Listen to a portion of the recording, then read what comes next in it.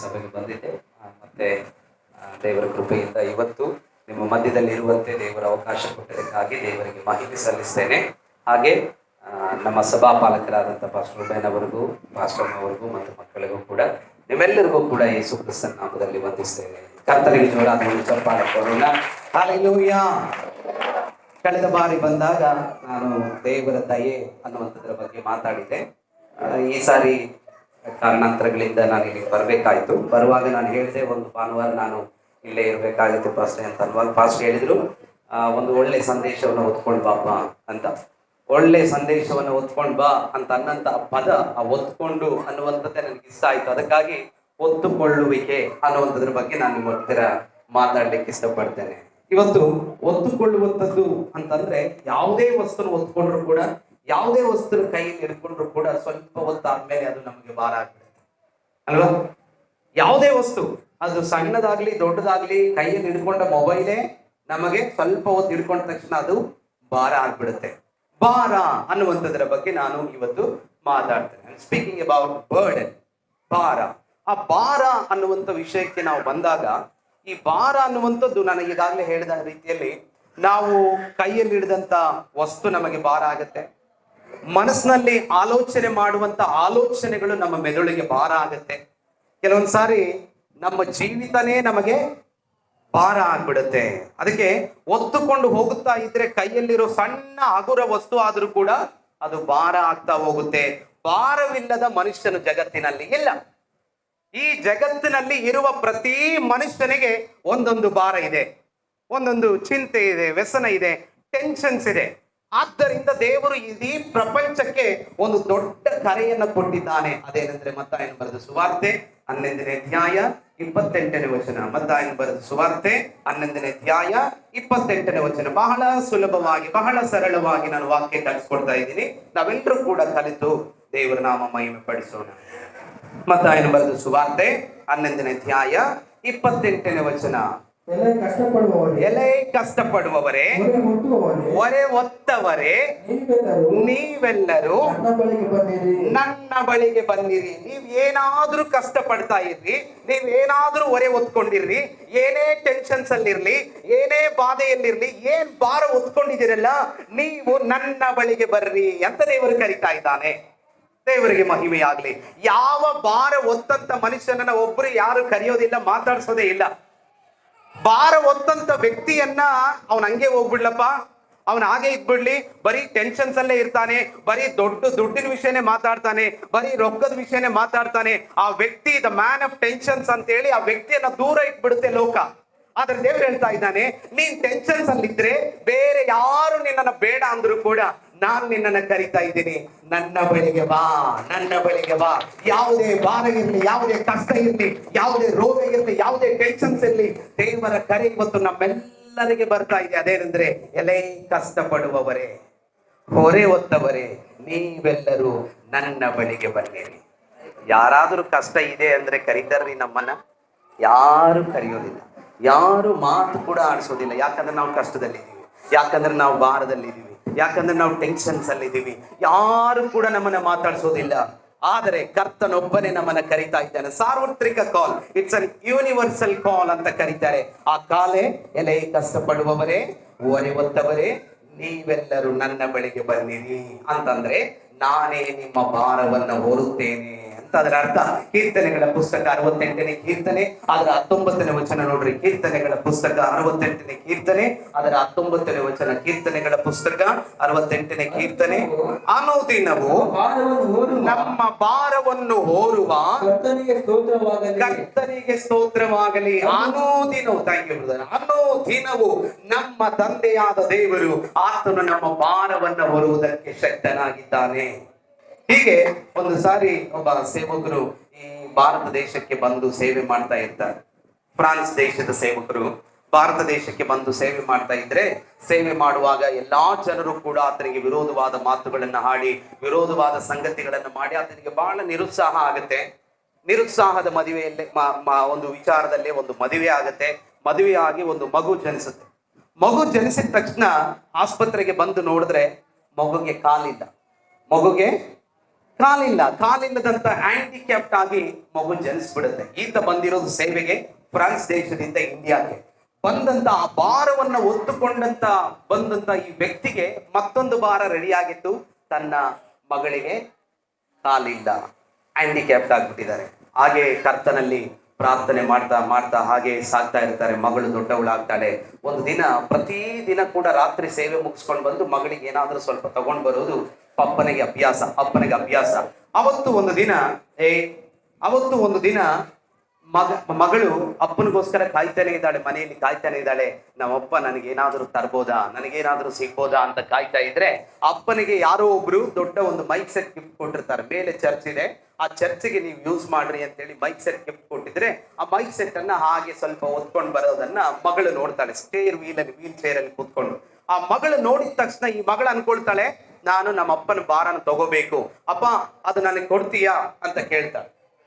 ಮಗಳು ಕೇಳ್ತಾಳಲ್ಲ ಅಂತಂದು ಆ ಮಗಳ ಮೇಲೆ ಪ್ರೀತಿ ಹೆಚ್ಚಾಗಿ ಹೇಳ್ತಾನೆ, ಇಲ್ಲಮ್ಮ ನಿನಗೆ ಮೊದ್ಲೇ ಕಾಲಿಲ್ದವರಿಗೆ ಈ ವಜೆ ಒತ್ಕೊಂಡ್ರೆ ನಿನಗೆ ಇನ್ನೂ ಕೂಡ ಹ್ಯಾಂಡಿಕ್ಯಾಪ್ ಸಿಚುವೇಶನ್ ಬರ್ಬೋದೇನೋ, ಇಲ್ಲ ನಾನೇ ಒತ್ಕೊಂಡು ಹೋಗ್ತೀನಿ ಅಂತಂದ್ರೆ ಆ ಹೇಳಿದಂತ ಮಾತು ನನಗೆ ಬಹಳ ಟಚ್ ಆಯ್ತು. ಏನ್ ಗೊತ್ತಾ, ಆ ಬಾಕ್ಸ್ ಅನ್ನ ನಾನು ಒತ್ಕೊಳ್ತೀನಿ, ನನ್ನನ್ನ ನೀನು ಒತ್ಕೋ.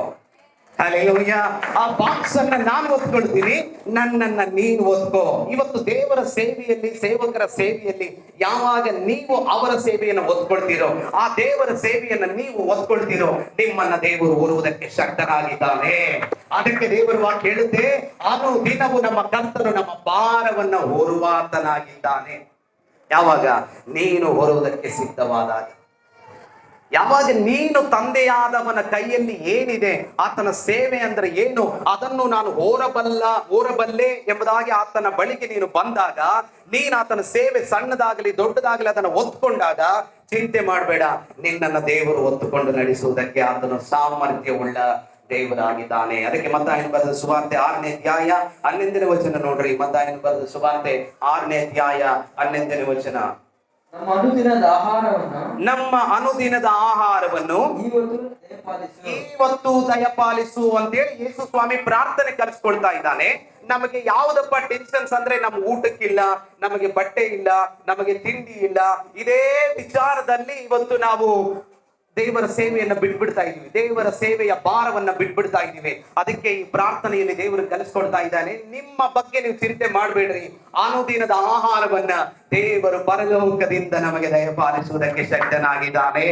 ಎಲಿಯನು ಬಹಳ ಚಿಂತೆ ಮಾಡಿ, ಅಯ್ಯೋ ಇವತ್ತು ನಾನು ಇಲ್ಲಿ ಇದ್ದಿದ್ರೆ ಕೊಂದು ಬಿಡ್ತಾರೆ ನನ್ನ ಅಂತೇಳಿ ಆ ಯೆಜೆಬೇಲ್ ಶಕ್ತಿಗೆ ಎದುರ್ಕೊಂಡು ಹೋಗಿ ಒಂದು ಜಾಲಿ ಮರದ ಅಡಿಯಲ್ಲಿ ಮಲಗಿರುವಾಗ ಯಾವುದೋ ಕಾಗೆಯ ಮೂಲಕವಾಗಿ ಎಲಿಯನಿಗೆ ಕೊಟ್ಟ ದೇವರು ಇವತ್ತು ನನಗೂ ನಿನಗೂ ಕೂಡ ಕೊಡುವುದಕ್ಕೆ ಆತನು ಶಕ್ತನಾಗಿದ್ದಾನೆ. ನನಗೇನು ಉಣಬೇಕು, ಏನ್ ತಿನ್ನಬೇಕು, ಏನು ಉಟ್ಕೊಳ್ಬೇಕು, ಎಲ್ಲಿಗೆ ಹೋಗ್ಬೇಕು, ಎಲ್ಲಿ ದುಡಿಬೇಕು, ಎಷ್ಟು ದುಡ್ಡು ಕೇಳಬೇಕು, ನನ್ನ ಹತ್ರ ಅದಿಲ್ಲ ಇದಿಲ್ಲ, ಚಿಂತೆ ಮಾಡಬೇಡ, ಕರ್ತನು ನಿನಗೆಲ್ಲವನ್ನ ಒದಗಿಸ್ತಾನೆ. ಯಾಕೆಂದ್ರೆ ನಮ್ಮ ದೇವರು ಸರ್ವಶಕ್ತನಾದ ದೇವರಾಗಿದ್ದಾನೆ. ಅದಕ್ಕೆ ಮತ್ತಾಯನ ಬರೆದ ಸುವಾರ್ತೆ 6ನೇ ಅಧ್ಯಾಯದ ಅದೇ 26ನೇ ವಚನ ನೋಡ್ರಿ, ಎಷ್ಟು ಚೆನ್ನಾಗಿ ಹೇಳ್ತಾನೆ. ಮತ್ತಾಯನ ಬರೆದ ಸುವಾರ್ತೆ, ಆಕಾಶದಲ್ಲಿ ಹಾರಾಡುವ ಹಕ್ಕಿಗಳನ್ನು ನೋಡಿರಿ, ಅವು ಬಿತ್ತುವುದಿಲ್ಲ, ಕೊಯ್ಯುವುದಿಲ್ಲ, ಕಣಜಗಳಲ್ಲಿ ತುಂಬಿಟ್ಟುಕೊಳ್ಳಿ. ಇದು ನಮ್ ಬುದ್ಧಿ, ನಾನು ಬಿತ್ತಬೇಕು, ನಾನು ಕೊಯ್ಯಬೇಕು, ನಾನು ಕಣಜದಲ್ಲಿ ತುಂಬಿಟ್ಕೋಬೇಕು, ಆಮೇಲೆ ಮೊದಲನೇ ವಾರ ಚರ್ಚ್ಗೆ ಹೋಗ್ಬಿಟ್ಟು ಸ್ವಲ್ಪ ಹೊತ್ತು ಕುತ್ಕೊಂಡು ನಿದ್ದೆ ಮಾಡ್ಬಿಟ್ಟು ಮತ್ತೆ 3 ವಾರ ಹೊಲಗದ್ದೆಗಳಲ್ಲೇ ಇದ್ದು ಬಿಡ್ಬೇಕು ಅನ್ಕೊಳ್ಳೋದು ನಮ್ ಬುದ್ಧಿ ಅದು. ಆದ್ರೆ ಪಕ್ಷಿಗಳ ಹಂಗೆಲ್ಲ ರೀ, ಅವು ಏನ್ ಚಿಂತೆನೆ ಮಾಡೋದಿಲ್ಲ ಅಂತ ನೋಡಿದ್ರೆ ಬೇಜಾರಾಗುತ್ತೆ.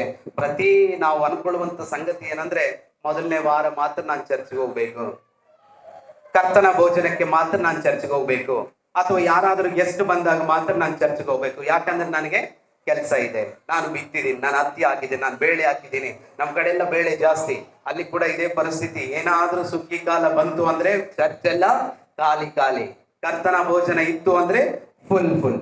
ಈ ವಿಚಾರಗಳು ನಮ್ಮಿಂದ ಹೋಗ್ಬೇಕು. ಇದೇ ವಿಚಾರದಲ್ಲಿ ಇದನ್ನು ಮಾತಾಡ್ತಾ ಇದ್ದಾನೆ. ನೀವು ಅಕ್ಕಿಗಳನ್ನು ನೋಡ್ರಿ, ಅವು ಬಿತ್ತುವುದಿಲ್ಲ, ಕೊಯ್ಯುವುದಿಲ್ಲ, ಕಣಜಗಳಲ್ಲಿ ತುಂಬಿಟ್ಟುಕೊಳ್ಳುವುದಿಲ್ಲ, ಆದಾಗ್ಯೂ ಪರಲೋಕದಲ್ಲಿರುವ ನಿಮ್ಮ ತಂದೆಯು ಅವುಗಳನ್ನು ಸಾಕಿ ಸಲಹುತ್ತಾನೆ. ಒತ್ತುಕೊಳ್ಳುವುದರ ಬಗ್ಗೆ ನಾನು ಮಾತಾಡ್ತಾ ಇದ್ದೀನಿ. ನಮ್ಮನ್ನ ಯಾರು ಸಾಕ್ತಾರಪ್ಪ? ನಾವು ಕೆಲ್ಸಕ್ಕೆ ಹೋಗ್ಲಿಲ್ಲ ಅಂದ್ರೆ, ನಾವು ದುಡಿಲಿಲ್ಲ ಅಂದ್ರೆ ನಮ್ಮನ್ನ ಯಾರು ಸಾಕ್ತಾರೆ? ಭಾನುವಾರ ಒಂದೇ ದಿನ ನಾವು ಹೆಂಗೋ ಇಷ್ಟಂತ ಒಪ್ಪಿಸ್ಕೊಂಡಿರ್ತೀವಿ, ನಾವು ಹೆಂಗೆ ಸಾಕಿ ಸಲುಕೋಬೇಕು ನನ್ನ ಮಕ್ಕಳನ್ನ ಅಂದ್ರೆ, ದೇವರು ವಾಕ್ಯ ಹೇಳುತ್ತೆ, ದೇವರು ನಮ್ಮನ್ನ ಸಾಕಿ ಸಲಹುವ ದೇವರಾಗಿದ್ದಾನೆ. ನೀನ್ ದೇವರಿಗೆ ಸಮಯ ಕೊಟ್ರೆ ಸಾಕು, ಸಭೆಗೆ ಬಂದ್ರೆ ಸಾಕು, ದೇವರೇ ನಿನ್ನ ಸಾಕಿ ಸಲಹುತ್ತಾನೆ. ಎದರಬೇಡ, ಅಂಜಬೇಡ. ಅವುಗಳಿಗಿಂತ ನೀವು ಹೆಚ್ಚಿನವರಲ್ಲವೋ. ನಾವು ಒಬ್ರು ಮನೆಗೆ ಹೋಗಿದ್ರೆ, ಮನೆ ಮೇಲೆ ಒಬ್ರು ಒಂದು ದೊಡ್ಡ ಬಾಕ್ಸ್ ಇಟ್ಟು ಅದರಲ್ಲಿ ಅಕ್ಕಿ ಕಾಳು ಇಟ್ಟಿದ್ದಾರೆ, ಪಕ್ಕದಲ್ಲಿ ನೀರಿನ ಬಾಕ್ಸ್ ಇಟ್ಟಿದ್ದಾರೆ. ಯಾಕ್ರಿ ಸರ್ ಇದಂತಂದ್ರೆ, ಅಯ್ಯೋ ನಮಗಾದ್ರೂ ಹೆಂಗೋ ಕೆಳಗಡೆ ನನ್ನ ಹೆಂಡತಿ ದುಡಿತಾಳೆ, ಮಕ್ಕಳು ದುಡಿದಾರೆ, ಎಲ್ಲ ದುಡಿತೀವ್ರಿ, ಪಾಪ ಹಾರಾಡುವ ಪಕ್ಷಿಗಳಿಗೆ ಏನ್ ಮಾಡೋದಿದೆ, ಅವ್ರಿಗಾದ್ರೆ ಯಾರು ಕೊಡ್ಬೇಕು? ಅದಕ್ಕೆ ನಾನು ಮನೆ ಮೇಲೆ ಈ ತರ ಬಾಕ್ಸ್ ಇಟ್ಟಿರ್ತೀನಿ, ಪಕ್ಕದಲ್ಲಿ ನೀರು ಇಟ್ಟಿರ್ತೀನಿ. ಆ ಬಾಕ್ಸ್ ಅಲ್ಲಿ ಇರುವಂತ ಕಾಳನ್ನ ಕೊಡ್ಬೇಕಂತ ಪ್ರೇರೇಪಿಸಿದವನು ದೇವ್ರೆ, ನೀರನ್ನ ಅವಕ್ಕೆ ಬೇಕಿಲ್ಲಿ ಇಡ್ಬೇಕಂತ ಇಟ್ಟವನು ಕೂಡ ದೇವ್ರೆ. ಆ ಅಕ್ಕಿಗಳಿಗೆ ಪ್ರೇರೇಪಿಸಿದಂತ ದೇವರು ಇವತ್ತು ನನಗೂ ನಿನಗೂ ಬೇಕಾದಂತ ವಸ್ತುಗಳಿಗೆ, ನನಗೂ ನಿನಗೂ ಬೇಕಾದಂತ ಆಹಾರಗಳಿಗೆ ಯಾರನ್ನೋ ಒಬ್ಬರನ್ನ ಪ್ರೇರೇಪಿಸ್ತಾನೆ ಇರ್ತಾನೆ. ನೀನ್ ಚಿಂತೆ ಮಾಡಬೇಡ, ನಿನಗೆ ಸಿಕ್ಕೇ ಸಿಗತ್ತೆ. ನೀನು ಯಾವುದಕ್ಕೂ ಯೋಚನೆ ಮಾಡದೆ ದೇವರ ಸೇವೆಯಲ್ಲಿ ಮುಂದೆ ಸಾಗ್ತಾ ಇದ್ರೆ, ಖಂಡಿತವಾಗ್ಲೂ ನಾವು ಯಾವುದಕ್ಕಾಗಿ ಹಾರಾಡ್ತಾ ಇದೀವೋ, ಯಾವುದಕ್ಕಾಗಿ ಪರದಾಡ್ತಾ ಇದೀವೋ, ಒಂದಲ್ಲ ಒಂದು ದಿನ ಅದರ ಮುಂದೆ ನಾವು ಕುತ್ಕೊಳ್ಳಿಕ್ಕೆ ಬರ್ತಾ ಇದ್ದೀವಿ. ನೀನು ಬಯಸಿದ್ದನ್ನ ದೇವರು ನಿನ್ನ ಕೈಗೆ ಕೊಳ್ಳಿಕ್ಕಿದ್ದಾನೆ. ಹಲ್ಲೆಲೂಯಾ. ಆದ್ದರಿಂದ ಅವುಗಳನ್ನೇ ಅಷ್ಟು ಚೆನ್ನಾಗಿ ಸಾಕು ಸಲಹುತ್ತಿದ್ದಾನಲ್ಲ, ಇನ್ನು ನಿನ್ನನ್ನು ಬಿಡ್ತಾನಾ ಅಂತ ಮತ್ತಾಯನು ಪ್ರಶ್ನೆ ಮಾಡ್ತಾ ಇದ್ದಾನೆ. ಆ ಪ್ರಶ್ನೆಗೆ ಉತ್ತರ ನಿಮ್ಮಲ್ಲೇ ನೋಡ್ರಿ. ಹೌದು, ನಾನು ಯಾವತ್ತಿಗೂ ತಪ್ಪಿಸೋದಿಲ್ಲ. ಆ ಕಾಗೆಗಳನ್ನ, ಹಕ್ಕಿಗಳನ್ನ, ಪಕ್ಷಿಗಳನ್ನ ದೇವರು ಸಾಕಿ ಸಲಹೋದಾದ್ರೆ ನನ್ನನ್ನು ಕೂಡ ಸಾಕಿ ಸಲಹುತ್ತಾನೆ. 6 ದಿನ ಕೆಲಸ ಮಾಡ್ತೀನಿ, 7ನೇ ದಿನ ಸಭಾಪಾಲಕರ ಸಭೆಗೆ ಹೋಗಿ ನಾನು ಸಭೆಯಲ್ಲಿ ಇದ್ಬಿಡ್ತೀನಿ ಅಂತ ಇವತ್ತು ತೀರ್ಮಾನ ಮಾಡ್ರಿ. ನಿಜವಾಗ್ಲೂ ನಾನು ಹೇಳ್ತೀನಿ, ಭಾನುವಾರ ಸಭೆಗೆ ಬಂದ್ರೆ 6 ದಿನಗಳ ಕೆಲಸವನ್ನ ದೇವರು ನಿಮಗೆ ಒದಗಿಸಿಕೊಡ್ತಾನೆ. ಯಾವುದಕ್ಕೂ ಚಿಂತೆ ಮಾಡಬೇಡ್ರಿ. ಚಿಂತೆ ಮಾಡಿ 7ನೇ ದಿನ ನೀವು ಬಿಟ್ರೆ ಮತ್ತೆ 7 ದಿನದ ತನಕ ಏನೋ ಸಮಸ್ಯೆ ಬರುತ್ತೆ. ಆಗ ಪಾಸ್ಟ್ರಿಗೆ ಫೋನ್ ಮಾಡ್ತೀನಿ, ಪಾಸ್ಟ್ ಹಿಂಗ್ ಸಮಸ್ಯೆ ಇದೆ ಅಂತ. ಇದೆಲ್ಲ ಅನುಭವಿಸಿ ಹೇಳ್ತಾ ಇದ್ದೀನಿ. ಅದಕ್ಕೆ ಯಾವತ್ತೂ ಕೂಡ ಚರ್ಚ್ ತಪ್ಪಿಸ್ಬೇಡ್ರಿ. ಅದು ಕರ್ತನ ಭೋಜನ ದಿನ ಆಗಿರ್ಲಿ, ಅಥವಾ 2ನೇ ವಾರ ಆಗಿರ್ಲಿ, 3ನೇ ವಾರ ಆಗಿರ್ಲಿ, 4ನೇ ವಾರ ಆಗಿರ್ಲಿ, ಯಾವ ವಾರ ಆದ್ರೂ ಕೂಡ ಬರ್ತಾನೆ ಇರಿ. ನಮ್ಮನ್ನ ಸಾಕಿ ಸಲಹುವ ದೇವರು ಆತನೊಬ್ಬನಿದ್ದಾನೆ. ಇದು ಶಾರೀರಿಕವಾದ ಭಾರ, ಇದು ನಾವು ಹೊತ್ಕೊಂಡಿರುವಂತ ಭಾರ, ನಮ್ಮ ಮನಸ್ಸಲ್ಲಿರುವಂತ ಭಾರ. ಇದನ್ನ ದೇವರೇ ಹೊತ್ತುಕೊಂಡು ನಡೆಸ್ತಾನೆ. ದೇವರು ನಮಗೇನಾದ್ರೂ ಕೊಟ್ರೆ ಮತ್ತೆ ನಾವು ಗಿಫ್ಟ್ ಆಗಿ ರಿಟರ್ನ್ ಆಗಿ ಏನನ್ನು ಕೊಡ್ಬೇಕಲ್ರಿ. ಅದಕ್ಕೆ ನೋಡ್ರಿ, ಈವರೆಗೂ ಕೂಡ ನನ್ನಲ್ಲಿದ್ದಂತ ಭಾರವನ್ನ ತೆಗೆದು ಆತನು ಆ ಭಾರವನ್ನ ಹಾಕಿಕೊಂಡು, ಆತನು ಹೊತ್ತುಕೊಂಡು, ಆ ಶಿಲುಬೆಯನ್ನು ಹೊತ್ತುಕೊಂಡು ನಮಗೋಸ್ಕರವಾಗಿ ಬಲಿಯಾಗಿದ್ದಾಯ್ತು. ಈಗ ನಾವೇನಾದ್ರೂ ಹೊತ್ಕೋಬೇಕಲ್ವಾ? ಆತ್ಮೀಕವಾದ ಭಾರವನ್ನು ಹೊತ್ಕೊಳ್ಬೇಕು. ಇದುವರೆಗೂ ಶಾರೀರಿಕವಾಗಿ ಏನು ಉಣಬೇಕು, ಏನ್ ಕುಡಿಬೇಕು, ಏನ್ ತಿನ್ಬೇಕು, ಎಲ್ಲಿ ಮಲಗಬೇಕು, ಹೇಗಿರ್ಬೇಕು, ಎಷ್ಟು ದುಡ್ಡಿರ್ಬೇಕು ಎಲ್ಲ ಚಿಂತೆ ಮಾಡಿದ್ದಾಯ್ತು. ಸ್ವಲ್ಪ ಹೊತ್ತು ಅದರನ್ನ ಬಿಟ್ಟು ಆತ್ಮೀಕ ವಿಷಯಕ್ಕೆ ಬರೋಣ. ಹೇಗೆ ಸೇವೆ ಮಾಡಬೇಕು, ಎಲ್ಲಿ ಕಲಿಬೇಕು, ಹೇಗೆ ಕಲಿಬೇಕು, ಹೇಗೆ ಪ್ರಾರ್ಥಿಸಬೇಕು, ಹೇಗೆ ಪಾಸ್ಟರ್ ಹಿಂದೆ ಹೋಗ್ಬೇಕು, ಹೇಗೆ ಪಾಸ್ಟರ್ ಅವ್ರಿಗೆ ಹೆಲ್ಪ್ ಮಾಡ್ಬೋದು, ಹೇಗೆ ಪಾಸ್ಟರ್ ಮಕ್ಕಳ ಜೊತೆಗೆ ನಿಂತ್ಕೊಂಡು ಸೇವೆ ಮಾಡ್ಬೋದು, ಇಂಥ ವಿಷಯಗಳ ಬಗ್ಗೆ ನಾವು ಸ್ವಲ್ಪ ಹೊತ್ತು ಆಲೋಚನೆ ಮಾಡಬೇಕು. ನಮ್ಮ ಭಾರವನ್ನು ದೇವರು ಹೊರ್ತಾನೆ ಇದ್ದಾನೆ, ನಾವು ಆತನ ಭಾರವನ್ನ ಹೊರೋಣ. ನಮ್ಮ ಭಾರವನ್ನು ದೇವರು ಹೊರ್ತಾನೆ ಇದ್ದಾನೆ, ನಾವು ಆತನ ಭಾರವನ್ನ ಹೊರೋಣ. ಅದಕ್ಕೆ ಒಬ್ಬ ಇಂಗ್ಲಿಷ್ ಪಂಡಿತನ ಹೇಳ್ತಾನೆ, carry the vision will carry you ಅಂತ. ದೇವರ ದರ್ಶನವನ್ನ ನೀವು ಒತ್ತುಕೊಳ್ಳ್ರಿ, ಆ ದೇವರ ದರ್ಶನ ನಿಮ್ಮನ್ನ ಒತ್ತುಕೊಳ್ಳುತ್ತೆ ಅಂತ. ಯಾವಾಗ ನೀವು ನಾಳೆ ಏನ್ ಉಣ್ಬೇಕು, ಏನ್ ಕುಡಿಬೇಕು ಅನ್ನುವಂಥದ್ದನ್ನು ಒತ್ಕೊಳ್ತೀರೋ, ಚಿಂತೆಯಲ್ಲಿ ನೀವು ಮುಳುಗೋಗ್ಬಿಡ್ತೀರಾ.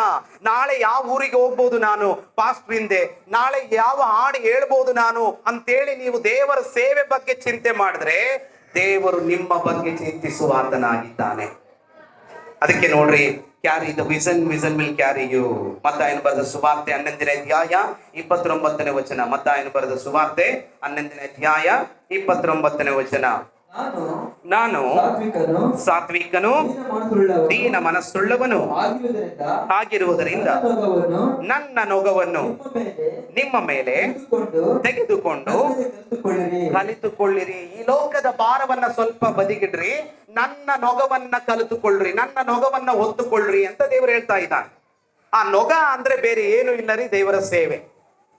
ದೇವರ ಸೇವೆ, ದೇವರ ಸೇವೆಯಲ್ಲಿದ್ದಾಗ ಕಷ್ಟ ಮಾಮೂಲಿಗಳೇ, ಅನೇಕ ಮಾತುಗಳು ಮಾಮೂಲಿಗಳೇ. ಈ ನೊಗವನ್ನ ಒತ್ತುಕೊಂಡವರಾಗಿ ನನ್ನಲ್ಲಿ ಕಲಿತುಕೊಳ್ಳ್ರಿ ಅಂತ ದೇವರು ಹೇಳ್ತಾ ಇದ್ದಾನೆ. ಈಗ ಕೇಳ್ಬೇಕು ಸ್ವಲ್ಪ, ನಾವು ದೇವರ ಸೇವೆಯಲ್ಲಿ ಬಂದಾಗ ಏನ್ ಕಲಿತಾ ಇದ್ದೀವಿ ಅಂತ ಆಲೋಚನೆ ಮಾಡುವಾಗ ಒಂದು ಚರ್ಚಲ್ಲಿ ಒಬ್ಬ ವ್ಯಕ್ತಿ ಬಂದು ಹೇಳ್ದಂತೆ, ಪಾಸ್ಟ್ರೇ ನಾನು ನೆಕ್ಸ್ಟ್ ವೀಕ್ ಇಂದ ಚರ್ಚಿಗೆ ಬರೋದಿಲ್ಲ. ಚರ್ಚಿಗೆ ಬರಲ್ರಿ, ಯಾಕ್ರಿ ಅಂತಂದ್ರೆ, ಯಾಕ್ರಿ ನೀವು ಮೆಸೇಜ್ ಹೇಳ್ಬೇಕಾದ್ರೆ ಪಕ್ಕದವರೆಲ್ಲ ನಿದ್ದೆ ಮಾಡ್ತಾ ಇರ್ತಾರೆ, ನಿಮ್ಮ ಮೆಸೇಜ್ ನಮಗೆ ಅರ್ಥನೇ ಆಗೋದಿಲ್ಲ, ನಿಮ್ಮ ಮೆಸೇಜ್ ನಮಗೆ ಅರ್ಥನೇ ಆಗೋದಿಲ್ಲ, ನಿಮ್ಮ ಮೆಸೇಜ್ ಯಾಕೋ ನನಗೆ ಆಳವಾಗಿ ಅನ್ಸೋದೇ ಇಲ್ಲ ರೀ, ನಿಮ್ಮ ಮೆಸೇಜ್ ಅಂದ್ರೇನೆ ನನಗೆ ಅರ್ಥ ಇಲ್ಲ, ಅದಕ್ಕೆ ನಾನು ಚರ್ಚ್ ಬಿಟ್ಟು ಹೋಗ್ಬಿಡ್ತೀನಿ. ಪಕ್ಕದವರು ಕೂಡ ಇಷ್ಟಪಡ್ತಾ ಇಲ್ಲ, ಪಕ್ಕದವರು ಒಬ್ರು ನಿದ್ದೆ ಮಾಡ್ತಾ ಇರ್ತಾರೆ, ಒಬ್ರು ಅಲ್ಲಿ ಇಲ್ಲಿ ನೋಡ್ತಾ ಇರ್ತಾರೆ, ಒಬ್ರಿಗೋ ಅಲ್ಲಿ ಮಲಗಿರ್ತಾರೆ. ಈ ತರ ಪರಿಸ್ಥಿತಿ ಇರುತ್ತೆ ನೀವು ಮಾತಾಡುವಾಗ. ನನಗೆ ಯಾಕೋ ಈ ಸಭೆ ಇಷ್ಟ ಆಗ್ತಾ ಇಲ್ಲ, ನಾನು ಬಿಟ್ಟು ಹೋಗ್ಬಿಡ್ತೀನಿ ಅಂತ. ಹೌದಪ್ಪ, ಬಿಟ್ಟು ಹೋಗುವಂತೆ. ಬಿಟ್ಟು ಹೋಗೋದಕ್ಕಿಂತ ಮುಂಚೆ ಒಂದು ಕೆಲಸ ಮಾಡ್ಬಿಟ್ಟು ನೀನು ಹೋಗ್ಬಿಡು, ನಾನು ಸಂತೋಷ ಪಡ್ತೀನಿ. ಹಾಗೆ ಜನ ಗುಂಪನ್ನೆಲ್ಲ ಇಲ್ಲಿ ಪಕ್ಕದಲ್ಲಿ ಕೂರಿಸ್ತಾನೆ, ಕೂಡಿಸ್ಬಿಟ್ಟು ಸುತ್ತ ಒಂದು ರೌಂಡ್ ಅನ್ನ ನೀನು ಹೊಡ್ಕೊಂಡು ಬರ್ಬೇಕು. ಒಂದು ರೌಂಡ್ ಹೊಡಿವಾಗ ನಿನ್ನ ಕೈಯಲ್ಲಿ ಒಂದು ಗ್ಲಾಸ್ ಅನ್ನ ಕೊಟ್ಟಿರ್ತೀನಿ, ಗ್ಲಾಸ್ ತುಂಬಾ ನೀರನ್ನ ಕೊಟ್ಟಿರ್ತೀನಿ. ಆ ನೀರ್ನ ಒಂದು ಹನಿ ಕೂಡ ಕೆಳಗಡೆ ಚೆಲ್ಲದ ಹಾಗೆ ನೀನು ಒತ್ಕೊಂಡು ಹಾಗೆ ಒಂದೆರಡು ರೌಂಡ್ ಹೊಡ್ಕೊಂಡು ಬಾ ಅಂತ ಹೇಳ್ತಾನೆ. ಆಗ ಆ ಗ್ಲಾಸಲ್ಲಿ ನೀರು ಹಿಡ್ಕೊಂಡಂತ ವ್ಯಕ್ತಿ ಹಾಗೆ 2 ರೌಂಡ್ ಸುತ್ತು ಹೊಡೆದು ಬರ್ತಾನೆ. ನೋಡಿ ಪಾಸ್ಟರ್, ನಾನು ಗ್ಲಾಸಲ್ಲಿ ಒಂದು ಹನಿನೂ ಚೆಲ್ಲಿಲ್ಲ, ನಾನು ಗೆದ್ಬಿಟ್ಟೆ ಅಂತ ಹೇಳ್ತಾನೆ. ಗೆದ್ಬಿಟ್ಟೆ ಅಂತ ಹೇಳಿದ್ರೆ ನೀನ್ ಹೇಳಿದ್ರೆ ಆಗಲ್ಲ, ನಾನು ಹೇಳ್ತೀನಿ. ಆಗ ಪ್ರಶ್ನೆಗಳನ್ನ ಕೇಳ್ತೀನಿ, ಆ ಪ್ರಶ್ನೆಗಳಿಗೆ ಉತ್ತರ ಹೇಳು, ಆಗ ನೀನ್ ಹೇಳ್ತೀನಿ ನೀನ್ ಗೆದ್ಬಿಟ್ಟೆ ಅಂತ. ಏನ್ ಪ್ರಶ್ನೆ ಕೇಳ್ರಿ ಅಂದ್ರೆ, ನೀನ್ ಗ್ಲಾಸ್ ಹಿಡ್ಕೊಂಡು ಹೋಗ್ಬೇಕಾದ್ರೆ ಸರೋಜಮ್ಮ ಏನ್ ಮಾಡ್ತಾ ಇದ್ರು? ನೀನ್ ಗ್ಲಾಸ್ ಹಿಡ್ಕೊಂಡು ಹೋಗ್ಬೇಕಾದ್ರೆ ಶಂಕರ್ ಬ್ರದರ್ ಏನ್ ಮಾಡ್ತಾ ಇದ್ದ? ನೀನ್ ಗ್ಲಾಸ್ ಹಿಡ್ಕೊಂಡು ಹೋಗ್ಬೇಕಾದ್ರೆ ಪ್ರದೀಪ್ ಏನ್ ಮಾಡ್ತಾ ಇದ್ರು? ಈ ತರ ಕೇಳ್ತಾ ಹೋದ್ರೆ ಆತನಿಗೆ ಉತ್ತರ ಇಲ್ಲ. ಬಿಕಾಸ್ ಯಾಕಂದ್ರೆ ಆತನು ಪಕ್ಕದಲ್ಲಿ ಕುಂತವ್ರನ್ನ ನೋಡ್ಲೇ ಇಲ್ಲ, ಮಧ್ಯದಲ್ಲಿ ಕುಂತವ್ರನ್ನ ನೋಡ್ಲೇ ಇಲ್ಲ. ಆತನ ಭಾರ ಎಲ್ಲ ಎಲ್ಲಿತ್ತು? ಆತನ ಕಣ್ಣು ದೃಷ್ಟಿ ಎಲ್ಲ ತನ್ನಲ್ಲಿದ್ದಂತ ಗ್ಲಾಸಿನ ಮೇಲೆ ಇತ್ತು. ಅದಕ್ಕೆ ಯಾರು ಏನ್ ಮಾಡಿದ್ರೆ ನೀ ಹೆಂಗ್ ಗೊತ್ತಾಗುತ್ತೆ ಅಂತ ಕೇಳಿದಾಗ ಪಾಸ್ಟರ್ ಹೇಳಿದ್ರು, ಅದಕ್ಕೆಪ್ಪ ವಾಕ್ಯ ಕೇಳುವಾಗ ಇವ್ರು ಹೆಂಗ್ ಹೇಳ್ತಾರೆ, ಇವ್ರು ತಪ್ಪು ಕಂಡುಹಿಡಿಬೇಕು ಅಂತ ಕೇಳಕ್ ಹೋಗ್ಬೇಡ. ಅಥವಾ ವಾಕ್ಯ ಹೇಳುವಾಗ ಪಕ್ಕದವರು ನಿದ್ದೆ ಮಾಡ್ತಾ ಇದ್ದಾರಾ, ಪಕ್ಕದವರು ಏನ್ ಮಾಡ್ತಾ ಇದ್ದಾರೆ ಅನ್ನುವಂಥದ್ರ ಆಧಾರದ ಮೇಲೆ ವಾಕ್ಯ ಕೇಳಬೇಡ. ಅಲ್ಲಿ ವಾಕ್ಯ ಹೇಳುವುದಕ್ಕೆ ನಿಂತಿರುವಂತವರು ಸರ್ವಶಕ್ತನಾದ ದೇವರ ಮಕ್ಕಳು ಅಂದುಕೊಂಡು ನೀನು ಕೇಳು, ನಿನಗೆ ದೇವರ ಅರ್ಥ ಮಾಡಿಸ್ತಾನೆ ಅಂತ ಹೇಳಿದ್ರು. ಹಲ್ಲೆಲೂಯಾ. ಅದಕ್ಕೆ ನೋಡ್ರಿ, ಇವತ್ತು ನಾನು ನೀನು ನಮ್ಮ ಸಭಾಪಾಲಕರುಗಳ ಮೇಲಾಗ್ಲಿ ಅಥವಾ ಇಲ್ಲಿ ಬಂದು ನುಡಿಯುವಂತ ಸಂದೇಶ ಹೇಳುವಂತವರ ಯಾರ ಮೇಲೆ ಕೂಡ ಗುಣಗುಟ್ಟಬಾರದು. ನಿಂತುಕೊಂಡು ಯಾರಾದ್ರೂ ದೇವರ ವಾಕ್ಯ ಹೇಳ್ತಾ ಇದ್ದಾರೆ, ದೇವರ ವಾಕ್ಯ ಹೇಳಿದ್ರೆ ಏನ್ ಹೇಳ್ತಾ ಗೊತ್ತಾ? ಮೊಲೆಗೂಷಗಳ ಬಾಯಿಯಲ್ಲಿ ನನ್ನ ಸಾಕ್ಷಿಯನ್ನ ಹೊರಡಿಸುತ್ತೇನೆ ಅಂತ. ಆದ್ದರಿಂದ ಇಲ್ಲಿ ನಿಂತುಕೊಳ್ಳುವಂತ ಯಾವ ವ್ಯಕ್ತಿಗಾದ್ರೂ ಕೂಡ ಯಾವ ಅವಮಾನದ ಮಾತುಗಳನ್ನ ಆಡ್ಬೇಡ್ರಿ. ಆ ಸಂದೇಶದ ನಕಾರಾತ್ಮಕ ಪಾಯಿಂಟ್ಸ್ ಗಳನ್ನ ಮಾತಾಡ್ಲಿಕ್ಕೆ ಹೋಗ್ಬೇಡ್ರಿ. ಅಲ್ಲಿಂದ ನಿನ್ಗೆ ಏನ್ ಸಿಗುತ್ತೋ ಆ ದೇವರಿಂದ ತೆಗೆದುಕೋ. ಏನಾದ್ರೂ ನೆಗೆಟಿವ್ ಇತ್ತ ಅದನ್ನ ಹಂಗೆ ತಳ್ಳಿಬಿಟ್ಬಿಡ ಅಷ್ಟೇ. ಎಲ್ಲ ಪಾಸಿಟಿವ್ ಗಳನ್ನ ತೆಗೆದಿಟ್ಟುಕೊಂಡು ಆ ಪಾಸಿಟಿವ್ಗಳ ಮೂಲಕ ನೀನು ಬೆಳೀತಾ ಬೆಳೀತಾ ಬೆಳೀತಾ ದೇವರ ಸಾನ್ನಿಧ್ಯವನ್ನು ಸೇರುವಂತ ಮಗಳು ಮಗನಾಗ್ಬೇಕಂತ ನಾನು ಕೋರ್ಕೊಳ್ತಾ ಇದ್ದೀನಿ. ಆದ್ದರಿಂದ ನೋಡ್ರಿ, ಚರ್ಚೆಗೆ ಬಂದು ದರ್ಶನವನ್ನ ಹೊರುವಂತದ್ದನ್ನ ನಾವು ಕಲಿತುಕೊಳ್ಳೋಣ. ನನ್ನ ನೊಗವನ್ನ ನಿಮ್ಮ ಮೇಲೆ ಒರೆಸ್ತಾ ಇದ್ದೀನಿ, ಕಲಿತುಕೊಳ್ಳ್ರಿ ಅಂತ ದೇವರು ಹೇಳ್ತಾ ಇದ್ದಾರಂದ್ರೆ, ನಾನು ನೀನು ಚರ್ಚಿಗೆ ಬಂದು ಬರೀ ಬೇಡವಾದ ವಿಷಯಗಳನ್ನ ಕಲಿತಾ ಇದ್ದೀವಿ. ಬೇಡವಾದವರ ಹತ್ರ ಸ್ನೇಹ ಮಾಡಿಕೊಂಡು ಅನೇಕರ ವಿರುದ್ಧವಾಗಿ ಮಾತಾಡಿಕೊಂಡು ಅಲ್ಲಿ ಕೂತ್ಕೊಂಡು ಇಲ್ಲಿ ಮಾತಾಡದೆ ಅವ್ರ ಬಗ್ಗೆ ಇವ್ರ ಬಗ್ಗೆ ಯಾರ ಬಗ್ಗೆ ಮಾತಾಡೋದು ಬೇಡ. ಕರ್ತನೇ, ನಾನು ನಿನ್ನ ಬಗ್ಗೆ ಕಲಿತುಕೊಳ್ತೇನಪ್ಪ. ಆತನ ಬಗ್ಗೆ ನಾವು ಕಲಿತುಕೊಂಡ್ರೆ ಆಮೇಲೆ ಜನ ಆಟೋಮ್ಯಾಟಿಕಲಿ ನಮ್ಮ ಬಗ್ಗೆ ಕಲಿತುಕೊಳ್ಳಿಕ್ಕೆ ಸ್ಟಾರ್ಟ್ ಮಾಡ್ತಾರೆ. ಅದಕ್ಕೆಮ್ಮ ಇವತ್ತು ದೇವರ ಬಗ್ಗೆ ನಾವು ಕಲಿತುಕೊಳ್ಳಿಕ್ಕೆ ಹೋಗ್ತಾ ಇರೋಣ. ಸಭೆಗೆ ನಾವು ಬಂದ್ರೆ ದೇವರ ಬಗ್ಗೆನೇ ನಾವು ಕಲಿತಾ ಹೋಗೋಣ. ಯಾವನಿಗಾದ್ರೂ ನನ್ನ ಹಿಂದೆ ಬರುವುದಕ್ಕೆ ಮನಸ್ಸಿದ್ರೆ, ಮತ್ತಾಯನ ಬರೆದ ಸುವಾರ್ತೆ ನೋಡ್ರಿ 16ನೇ ಅಧ್ಯಾಯ 24ನೇ ವಚನ 26ನೇ ವಚನ. ಮತ್ತಾಯನ ಬರೆದ ಸುವಾರ್ತೆ 16ನೇ ಅಧ್ಯಾಯದ 24ನೇ ವಚನದಿಂದ 26ನೇ ವಚನದವರೆಗೂ ಹೋದ್ರಿ. ಮತ್ತು ಯೇಸು ತನ್ನ ಶಿಷ್ಯರಿಗೆ ಹೇಳಿದ್ದೇನೆಂದರೆ, ಯಾವನಿಗಾದರೂ ಮನಸ್ಸಿದ್ದರೆ ಅವನು ತನ್ನನ್ನು ನಿರಾಕರಿಸಿ ತನ್ನ ಶಿಲುಬೆಯನ್ನ ಹೊತ್ತುಕೊಂಡು ನನ್ನ ಹಿಂದೆ ಬರಲಿ, ತನ್ನ ಪ್ರಾಣವನ್ನು ಉಳಿಸಿಕೊಳ್ಳಬೇಕೆಂದಿರುವವನು ಅದನ್ನು ಕಳಕೊಳ್ಳುವನು. ಇವತ್ತು ದೇವರ ಭಾರವನ್ನ ಹೊತ್ತುಕೊಳ್ಳಿಕ್ಕೆ ನಾವು ಬರ್ತಾ ಇಲ್ಲ. ಯಾಕಂದ್ರೆ ನಮಗೆ ಪ್ರಾಣದ ಭಯ. ಅಲ್ಲಿಗೆ ಹೋಗ್ಬಿಟ್ರೆ ಹೆಂಗೋ, ಇಲ್ಲಿಗೆ ಹೋಗ್ಬಿಟ್ರೆ ಹೆಂಗೋ, ಆ ಒಂದು ದೆವ್ವ ನನಗ್ ಬಂದ್ಬಿಡುತ್ತೇನೋ, ಆ ಮಾಟ ಮಂತ್ರ ನನಗ್ ಬಂದ್ಬಿಡುತ್ತೇನೋ, ಈ ತರ ಭಾವನೆ ಉಳ್ಳವರು ನಮ್ ಸೇಡಮ್ ಅಲ್ಲಿ ಇದಾರೆ ನೋಡ್ರಿ. ಯಾರಾದ್ರೂ ದೆವ್ವ ಬಂದು ಹಿಂದಕ್ಕೆ ಹಿಂಗ್ ಬೀಳ್ತಾ ಇದಾರ ಅಂದ್ರೆ ಯಾರು ಬಂದು ಹಿಡ್ಕೊಳ್ಳೋದು ಇಲ್ಲ ಅವ್ರನ್ನ. ಬಿಕಾಸ್ ಯಾಕಂದ್ರೆ ಅವ್ರನ್ನ ಹಿಡ್ಕೊಂಡ್ಬಿಟ್ರೆ ನನಗೂ ಬಂದ್ಬಿಡುತ್ತೇನೋ ಅಂತ ಭಯ ಪಡ್ತಾ ಇರ್ತಾರೆ. ಅವರಿಗೆ ಪ್ರಾಣದ ಭಯ ಜಾಸ್ತಿ. ಅಲ್ಲಿ ಹೋದ್ರೆ ಸುವಾರ್ತೆ ಸಾರ್ತಾ ಇದ್ರೆ ಯಾರಾದ್ರೂ ಬಂದು ಹೊಡೆದ್ ಬಿಡ್ತಾರೇನೋ, ಯಾರಾದ್ರೂ ಬಂದು ಅಟ್ಟಿ ಮಾಡ್ತಾರೇನೋ, ಅವರಿಗೆ ಪ್ರಾಣದ ಹಂಗು. ಅದಕ್ಕಾಗಿ ಇವತ್ತು ದೇವರ ಭಾರವನ್ನ ಹೊರಲಿಕ್ಕೆ ಅನೇಕ ಜನ ಮುಂದಕ್ಕೆ ಬರ್ತಾ ಇಲ್ಲ. ನಾನ್ ನಂಬ್ತೀನಿ ರಾಮಪುರದ ಜನ ಹಾಗಿಲ್ಲ. ರಾಮಪುರದ ಜನ ಪ್ರಾಣದ ಹಂಗು ತೆರೆದು ದೇವರ ಸೇವೆಗಾಗಿ ನಿಲ್ಲುವಂತವರಾಗಿದ್ದೀರಿ. ಹಲ್ಲೆಲೂಯಾ, ದೇವರಿಗೆ ಮಹಿಮೆಯಾಗ್ಲಿ. ಯಾಕಂದ್ರೆ ನಾನು ಕೂಡ ರಾಮಪುರದವನೇ. ಈ ರಾಮಪುರದಲ್ಲಿ ಹುಟ್ಟಿ ಇಲ್ಲೇ ಸುಮಾರು ವರ್ಷಗಳ ಕಾಲ ಸೇವಕರ ಸಂಗಡ ಇದ್ದು ಸೇವೆಯಲ್ಲಿ ಕಲಿತುಕೊಂಡು ಈಗ ಗುಲ್ಬರ್ಗಾ ಜಿಲ್ಲೆಗೆ ಹೋಗಿ ಸೇಡಂ ತಾಲೂಕಲ್ಲಿ ಸೇವೆ ಮಾಡ್ತಾ ಇದ್ದೀನಿ. ಯಾವುದೇ ಭಯ ಇಲ್ಲದೆ ಪ್ರಾಣದ ಹಂಗನ್ನ ತೊರೆದು ದೇವರ ಸೇವೆಗಾಗಿ ನಿಂತಿದ್ದೇವೆ. ಹೀಗೆ ನಿಂತುಕೊಳ್ಳುವಾಗ ದೇವರ ವಾಕ್ಯ ಹೇಳುತ್ತೆ, ನನ್ನ ನೊಗವನ್ನ ನೀವು ತೆಗೆದುಕೊಳ್ಳ್ರಿ, ಶಿಲುಬೆಯನ್ನ ಹೊತ್ತುಕೊಳ್ಳ್ರಿ ಅಂತ. ಇವತ್ತು ನಾನು ನೀನು ದೇವರ ಪಕ್ಕದಲ್ಲಿ ನಿಂತುಕೊಂಡು, ಸೇವಕರ ಪಕ್ಕದಲ್ಲಿ ನಿಂತುಕೊಂಡು ಎಂತ ಸೇವೆಯಾಗಿದ್ರು ಕೂಡ ಪರವಾಗಿಲ್ಲ, ನಾನು ಮಾಡ್ತೀನಿ ಅಂತ ಸಿದ್ಧವಾದಾಗಲೇ ದೇವರು ನಿಮ್ಮನ್ನ ಆಶೀರ್ವದಿಸ್ತಾನೆ. ನಿಮ್ಗೊಂದು ಗೊತ್ತಾ, ಈ ರಾಮೇಶ್ವರ ಶಾಲೆ ಆಯ್ತು, ಆಮೇಲೆ ಸೆಂಟ್ ಜಾನ್ ಆಯ್ತು, ಸೆಂಟ್ ಜಾನ್ ಇಂದ ಮತ್ತೆ ಇಲ್ಲಿಗೆ ಬರುವಂತಾಯ್ತು. ಈ ಸುಮಾರು ಈ ವರ್ಷಗಳೆಲ್ಲ ನೋಡ್ತಾ ಹೋದ್ರೆ ಸೇವಕರ ಕಷ್ಟ ಅನೇಕವು. ಸುಮಾರು 10 ಗಂಟೆ 11 ಗಂಟೆವರೆಗೂ ಅವರು ಬೈಕಲ್ಲೆಲ್ಲ ಓಡಾಡಿ ಸೇವೆ ಮಾಡುವಂತ ಸೇವಕರು. ಅಂತ ಸೇವಕರು ಈ ಒಂದು ರಾಮಪುರ ಪಟ್ಟಣದಲ್ಲಿ ನಿಮ್ಮೆದುರಿಗಿದ್ದಾರೆ ಅಂದ್ರೆ ನಿಜವಾಗ್ಲೂ ಧನ್ಯರೇ ನೀವು. ಒಂದು ಸಾರಿ 3 ವಾರ ನಮ್ಮ ಚರ್ಚಲ್ಲಿ ಒಬ್ಬ ಅಯ್ಯಮ್ಮನಿಗೆ ದೆವ್ವ ಬಂದು ಸುಮಾರು ಒಲಾಡ್ತಾ ಇದ್ದಾರೆ. ಸುಮಾರು ಒಂದು 70 ಜನ ಕೂತಿರ್ತೀವಿ. ಅವ್ರ ಮನಸ್ಸೆಲ್ಲ ಅಯ್ಯಮ್ಮನ ಮೇಲೆ ಬೀಳ್ತಾ ಇತ್ತು.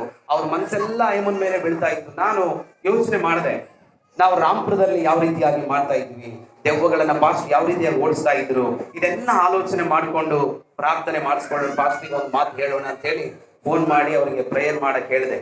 ಅವರು ನಾನು ಇನ್ನೇನು ಚರ್ಚಿಗೆ ಹೋಗ್ಬೇಕು, 10 ನಿಮಿಷ ಇರುವಾಗ ಫೋನಲ್ಲಿ ಮಾತಾಡ್ತಾ ಹೇಳಿದ್ರು, ಹೌದಪ್ಪ ಯಾರಾದ್ರೂ ಆ ತರ ದೆವ್ವ ಇತ್ತು ಅಂತಂದ್ರೆ ಇನ್ನು ಇರೋರಿಗೆಲ್ಲ ಡಿಸ್ಟರ್ಬ್ ಆಗುತ್ತೆ, ಆಯ್ತು ನಾವು ಪ್ರಾರ್ಥನೆ ಮಾಡ್ತೀನಿ ಅಂತ ಹೇಳಿ ಹಾಗೆ ಇಟ್ಕೊಂಡು ಪ್ರಾರ್ಥನೆ ಮಾಡ್ತಾ ಇದ್ದಾರೆ. ನಾನು ಅದನ್ನ ಕೇಳಿಸ್ಕೊಡ್ತಾ ನಾನು ಕೂಡ ಸ್ತೋತ್ರ ಮಾಡ್ತಾ ಇದ್ದೀನಿ. ಅವ್ರು ಹೇಳಿದಂತ ಒಂದು ಮಾತು ಏನಂದ್ರೆ, ಇವತ್ತು ಆ ದೆವ್ವದ ಬಾಯಿಯನ್ನ ಬಂದ್ ಮಾಡ್ಬಿಡು ಅಂತ. ನಾನು ಹೋಗಿ ಪ್ರಾರ್ಥನೆಗೆ ನಿಂತ್ಕೊಂಡಿದ್ದೀನಿ. ತುಂಬಾ ಚೆನ್ನಾಗಿ ಆರಾಧನೆ ನಡೀತಾ ಇದೆ. ಆದಿಯಿಂದ ಅಂತ್ಯದವರೆಗೂ ಅಯ್ಯಮ್ಮ ಸುಮ್ಮನೆ ಗಪ್ಪರಿ. ಬಂದ ಅಯ್ಯಮ್ಮನ ಬಾಯಿ ಮಾತು. ಅನೇಕ 3 ವಾರಗಳಿಂದ ಒದ್ದಾಡಿದ ವ್ಯಕ್ತಿ ಇಲ್ಲಿಂದ ಪಾಸ್ಟರ್ ಮನೆಯಿಂದ ಪ್ರಾರ್ಥನೆ ಮಾಡಿದ ಪ್ರಾರ್ಥನೆ ಅಯ್ಯಮ್ಮನ ಬಾಯಿನೇ ಕಟ್ಟಾಕ್ಬಿಡ್ತು. ಆಮೇಲೆ ನೆಕ್ಸ್ಟ್ ವಾರ ಕೂಡ ಹಾಗೆ ಅಯ್ಯಮ್ಮ ಕೈ ಎತ್ತಿ ದೇವರನ್ನ ಆರಾಧನೆ ಮಾಡ್ತಾ ಇದ್ದಾಳೆ. ಅಂತ ಸೇವಕರನ್ನ ದೇವರು ನಿಮಗೆ ಕೊಟ್ಟಿದ್ದಾನೆ. ನೀವು ಧನ್ಯರು. ದೇವರು ತಾನೇ ನಿಮ್ಮ ಭಾರವನ್ನ ಹೊರುವುದಕ್ಕೆ ಅಂತ ಸೇವಕರನ್ನ ಕೊಟ್ಟಿದ್ದಾನೆ. ನಿಜವಾಗ್ಲೂ ತುಂಬಾ ಭಾರವುಳ್ಳ ಸೇವಕರು. ಆ ಸೇವಕರನ್ನ ಇನ್ನೂ ಸನ್ಮಾನಿಸೋಣ, ಇನ್ನೂ ಗೌರವಿಸೋಣ. ಅವರ ಜೊತೆಗೆ ನಿಂತು ಅವರ ಭಾರವನ್ನ ಹೊತ್ತುಕೊಂಡು ನಮ್ಮ ಪ್ರಾಣದ ಹಂಗನ್ನ ತೆರೆದು ಸೇವಕರಿಗೆ ಪ್ರೊಟೆಕ್ಷನ್ ಅನ್ನ ಕೊಡೋಣ. ಇದನ್ನೇ ಅಕ್ವಿಲಾ ಪ್ರಿಸ್ಕಿಲ್ಲಾ ಅವರು ಮಾಡಿದ್ದು. ರೋಮಾಪುರದವರಿಗೆ ಬರೆದ ಪತ್ರಿಕೆ 16ನೇ ಅಧ್ಯಾಯ 13ನೇ ವಚನ ನೋಡ್ರಿ. ರೋಮಾಪುರದವರಿಗೆ ಬರೆದ ಪತ್ರಿಕೆ 16ನೇ ಅಧ್ಯಾಯ 3ನೇ ವಚನ. ರೋಮಾಪುರದವರಿಗೆ ಬರೆದ ಪತ್ರಿಕೆ, ಕ್ರಿಸ್ತ ಯೇಸುವಿನ ಸೇವೆಯಲ್ಲಿ ನನ್ನ ಜೊತೆ ಕೆಲಸದವರಾದ ಪ್ರಿಸ್ಕಿಲ್ಲಳಿಗೂ ಅಕ್ವಿಲರಿಗೂ ನನ್ನ ವಂದನೆಗಳನ್ನ ಹೇಳಿರಿ ಅಂತ ಅನ್ನುವಾಗ, ಈ ಪ್ರಿಸ್ಕಿಲ್ಲಾ ಅಕ್ವಿಲಾ ಅನ್ನುವಂಥವರು ಅಪೊಸ್ತಲರ ಕೃತ್ಯಗಳು 18ನೇ ಅಧ್ಯಾಯದಲ್ಲಿ ಕೂಡ ಕಂಡು ಬರ್ತಾರೆ. ಅವರು ಪೌಲನ ಸೇವೆಗೆ ಬಹಳ ಹೆಲ್ಪ್ ಮಾಡಿದಂತ ವ್ಯಕ್ತಿಗಳು. ಪೌಲನ ಸೇವೆಗೋಸ್ಕರವಾಗಿ ಅವರು ಕೌದಿ ಒಲ್ದು ಅದರಲ್ಲಿ ಬಂದಂತ ದುಡ್ಡನ್ನ ನಾವಂತೂ ಹೊರಗಡೆ ಹೋಗ್ಲಿಕ್ಕೆ ಆಗೋದಿಲ್ಲ, ನೀನಾದ್ರೂ ಹೋಗು ಪೌಲ ಅಂತೇಳಿ ಧಾರಾಳವಾಗಿ ಪೌಲನಿಗೆ ಕೊಟ್ಟಂತ ವ್ಯಕ್ತಿಗಳು, ದಂಪತಿಗಳು ಅಂದ್ರೆ ಅಕ್ವಿಲಾ ಪ್ರಿಸ್ಕಿಲ್ಲಾ. ಈ ಅಕ್ವಿಲಾ ಪ್ರಿಸ್ಕಿಲ್ಲಾ ಅವರ ಮನೆಗೆ ಪೌಲನು ಹೋದಾಗ ಅಲ್ಲಿ ಸುವಾರ್ತೆ ಸಾರ್ತಾ ಇದ್ರೆ ಎಲ್ಲರೂ ಬಂದು ಪೌಲನನ್ನ ಒಡೆದಾಕ್ಬಿಡ್ಬೇಕು, ಈತನನ್ನ ಕೊಂದಾಕ್ಬಿಡ್ಬೇಕು ಅಂತೇಳಿ ಮನೆ ಸುತ್ತ ಬಂದು ನಿಂತ್ಕೊಳ್ತಾರೆ. ಯಾರು? ಊರಿನವರು. ಊರ್ನವರು ಬಂದು ನಿಂತ್ಕೊಂಡಾಗ ಅಕ್ವಿಲ್ಲ ಪ್ರಿಸ್ಕಿಲ್ಲ ಏನ್ ಹೇಳಿದ್ರು ಗೊತ್ತಾ? ಇಲ್ಲ, ಪಾಸ್ಟರ್ ನಮ್ ಕಡೆ ಬಂದಿಲ್ಲ, ಪೌಲ ಇಲ್ಲ, ನಮ್ಮಲ್ಲಿ ಇಲ್ಲ, ಅವ್ರಾಗ್ಲೇ ಹೋಗ್ಬಿಟ್ರು ಏನೋ ಹೇಳಿ ಅವ್ರನ್ನ ಅಲ್ಲಿಂದ ಕಳಿಸ್ಕೊಡ್ತಾರೆ. ಅದೇ ವಿಷಯ 16ನೇ ಅಧ್ಯಾಯದ 3ನೇ ವಚನದಲ್ಲಿ ಮಾತಾಡ್ತಾ ಇದ್ದಾನೆ ನೋಡ್ರಿ ಪೌಲ. ರೋಮಾಪುರದವರಿಗೆ ಬರೆದ ಪತ್ರಿಕೆ 16ನೇ ಅಧ್ಯಾಯ 3ನೇ ವಚನ. ಕ್ರಿಸ್ತ ಯೇಸುವಿನಲ್ಲಿ ನನ್ನ ಜೊತೆ ಕೆಲಸದವರಾದ ಪ್ರಿಸ್ಗಳಿಗೂ ಅಕ್ವಿಲನಿಗೂ ನನ್ನ ವಂದನೆಗಳನ್ನು ಹೇಳಿರಿ. ಅವರು ನನ್ನ ಪ್ರಾಣ ಸಂರಕ್ಷಣೆಗಾಗಿ ತಮ್ಮ ಪ್ರಾಣಗಳನ್ನು ಅಪಾಯಕ್ಕೆ ಗುರಿ ಮಾಡಿದರು ಅಂತ ಹೇಳ್ತಾ ಇದ್ದಾರೆ ನೋಡ್ರಿ. ಯಾವಾಗ ಪಾಸ್ಟರ್ ಹೊಡಿಯಕ್ ಬಂದ್ರು, ಯಾವಾಗ ಪೌಲನ ಹಿಡ್ಕೊಂಡು ಹೋಗಿ ಕೊಲ್ಲಕ್ಕಂತ ಬಂದ್ರು, ಅವರು ಆ ಒಂದು ಜನಗಳ ಮಧ್ಯೆ ನಿಂತ್ಕೊಂಡು ಹೇಳ್ತಾರೆ, ಇಲ್ಲಿ ಇಲ್ಲ, ಈಗಾಗಲೇ ನಾವು ಕಳಿಸಿಕೊಟ್ಟಿದ್ದೇವೆ ಎಂಬುದಾಗಿ ಇಂದಲ ಬಾಗಿಲಿಂದ ಹಾಗೆ ಆ ಅಪಾಯವನ್ನ ತಪ್ಪಿಸಿದವರು, ಅವರಿಗೆ ನನ್ನ ವಂದನೆ ಅಂತ ಪೌಲ ಹೇಳ್ತಾ ಇದ್ದಾನೆ. ಇವತ್ತು ನಾನು ನೀನು ಇನ್ನೊಬ್ಬರಿಂದ ಗೌರವವನ್ನ ಪಡ್ಕೊಳ್ಬೇಕು ಅಂದ್ರೆ, ಇನ್ನೊಬ್ಬರಿಂದ ವಂದನೆಯನ್ನ ಪಡ್ಕೊಳ್ಬೇಕು ಅಂದ್ರೆ, ನಾನು ನೀನು ಮಾಡ್ಬೇಕಾಗಿದ್ದು ಒಂದೇರಿ, just stand with the pastor. ಪಾಸ್ಟ್ರೊಂದಿಗೆ ನಿಂತ್ಕೊಂಡ್ಬಿಟ್ರೆ ಸಾಕು, ನಮಗೆ ವಂದನೆಗಳು ಸಿಗುತ್ತೆ. ನಾವು ಪಾಸ್ಟ್ರೊಂದಿಗೆ ಸೇವೆ ಮಾಡಿದ್ರೆ ಸಾಕು, ನಮಗೆ ಗ್ರೀಟಿಂಗ್ ಸಿಗುತ್ತೆ. ನಾವು ಪಾಸ್ಟರ್ಗೆ ಯಾವಾಗಲೂ ಜೊತೆಗಿದ್ರೆ ಸಾಕು, ನಮಗೆ ಬರಬೇಕಾದ ಗೌರವವನ್ನ ದೇವರು ಬರ ಮಾಡ್ಬಿಡ್ತಾನೆ. ಅದಕ್ಕೆ ಪೌಲ ಹೇಳ್ತಾನೆ, ಅವರಿಗೂ ನನ್ನ ವಂದನೆಗಳನ್ನ ತಿಳಿಸಿರಿ, ಯಾಕೆಂದ್ರೆ ನನ್ನ ಸೇವೆಯ ಭಾರವನ್ನ ಹೊತ್ತಂತ ದಂಪತಿಗಳು ಅಕ್ವಿಲ್ಲ ಪ್ರಿಸ್ಕಿಲ್ಲ. ಅಕ್ವಿಲ್ಲ ಪ್ರಿಸ್ಕಿಲ್ಲ ಈ ಅಪೊಸ್ತಲರ ಕೃತ್ಯಗಳಲ್ಲಿ ಸೇವೆಯ ದಂಪತಿಗಳು ಅಂತ ಅವರಿಗೆ ಹೆಸರಿದೆ. ಆದ್ದರಿಂದ ಇವತ್ತು ನಾವು ಕೂಡ ಪ್ರಶ್ನೆ ಮಾಡಿಕೊಳ್ಬೇಕು, ನನ್ನ ಗಂಡ ಎಷ್ಟು ಮಟ್ಟಿಗೆ ಸಪೋರ್ಟಿವ್ ಆಗಿದ್ದಾನೆ ಸೇವೆಗೆ, ನನ್ನ ಹೆಂಡತಿ ಎಷ್ಟು ಮಟ್ಟಿಗೆ ಸಪೋರ್ಟಿವ್ ಆಗಿದ್ದಾರೆ ಸೇವೆಗೆ, ಪಾಸ್ಟರ್ಗಳ ಜೊತೆಗೆ ಎಷ್ಟು ಮಟ್ಟಿಗೆ ನಾವು ದಂಪತಿಗಳಾಗಿ ನಿಲ್ತಾ ಇದ್ದೀವಿ ಅಂತೇಳಿ ದೇವರ ಸೇವೆಯ ಭಾರವನ್ನು ಹೊತ್ತುಕೊಳ್ಳಿಕ್ಕೆ ನಾವು ರೆಡಿಯಾಗಿದ್ದೀವಾ ಅಂತ ಯೋಚನೆ ಮಾಡ್ತಾ ಪ್ರತಿ ದಿನ ಆತನ ಸೇವೆ ಭಾರವನ್ನು ಹೊತ್ತುಕೊಂಡು ನಾವು ಮುಂದೆ ಸಾಗೋಣ. ಈಗ ಸಾಕ್ತಾ ಇದ್ರೆ ಅಕ್ವಿಲ್ಲ ಪ್ರಿಸ್ಕಿಲ್ಲ ದೇವರ ವಾಕ್ಯದಲ್ಲಿ ಇಲ್ಲ, ಆದ್ರೆ ಪಂಡಿತರು ಬರೀತಾರೆ ಅವರಿಬ್ಬರ ಬಗ್ಗೆ 75% ಅನ್ನ ಕೌಂದಿ ಹೊಲದು ದುಡ್ಡು ಬಂದಿದ್ದನ್ನ ಪೌಲನಿಗೆ ಕೊಡ್ತಾ ಇದ್ರು ಅಂತ.